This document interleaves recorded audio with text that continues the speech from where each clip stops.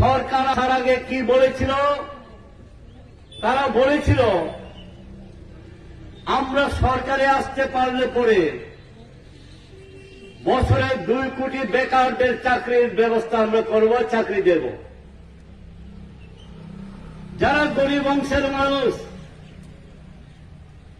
প্রত্যেকের অ্যাকাউন্টে, তাও 0 ব্যালেন্সে অ্যাকাউন্ট খোলা যাবে। ভারতবর্ষের বাইরে বিশেষ করে সুইস ব্যাংকে যারা কালো টাকা রেখেছিল ওই টাকা ফেরত আনবেন। প্রত্যেকের অ্যাকাউন্টে 15 লক্ষ টাকা করে দিয়ে দেবেন এবং কৃষক শ্রমিকদের তাদের জন্য তারা বিভিন্ন স্কিম করে কৃষকদের জন্য তারা ব্যবস্থা করবেন, শ্রমিকদের জন্য কাজের ব্যবস্থা করবেন এবং মা বোনদের জন্য তারা নতুন নতুন স্কিম, ভালো স্কিম করে দেবেন।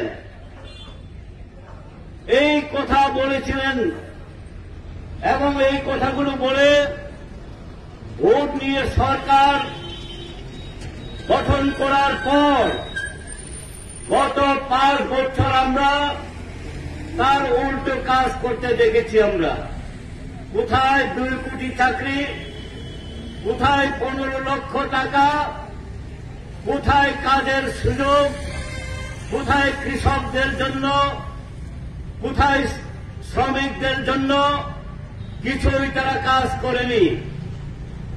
তখন ভারতবর্ষের সাধারণ মানুষ প্রশ্ন তুলতে শুরু করেছিল, আপনারা যা প্রতিশ্রুতি দিয়ে ভোট আদায় করেছিলেন এই প্রতিশ্রুতি কেন পালন করছেন না, কবে পালন করবেন? তখন তাদের আর জবাব দেওয়ার কোনো ভাষাই নেই, কোনো শব্দ নেই। তার জন্য মানুষের মুখ বন্ধ করবার জন্য গণতন্ত্রকে হত্যা করতে শুরু করলো, আক্রমণ করতে শুরু করলো, কথা বলতে দিল না,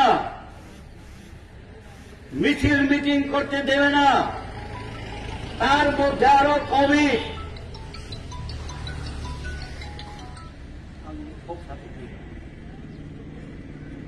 তার মধ্যে কোভিডের সমস্যা হয়ে গেল। বিজেপি সরকার একটাও কাজ করেনি, বরং আমরা দেখলাম যারা কর্মরত আছেন এই কর্মরত অবস্থায় তাদেরকে ছাঁটাই করতে শুরু করল। যেই দপ্তরগুলোতে খালি পদ, শূন্য পদ পড়ে আছে এইগুলো টোটালি বন্ধ করে দিল, চাকরি বাকরি সমস্ত কিছু বন্ধ করে দিয়েছে।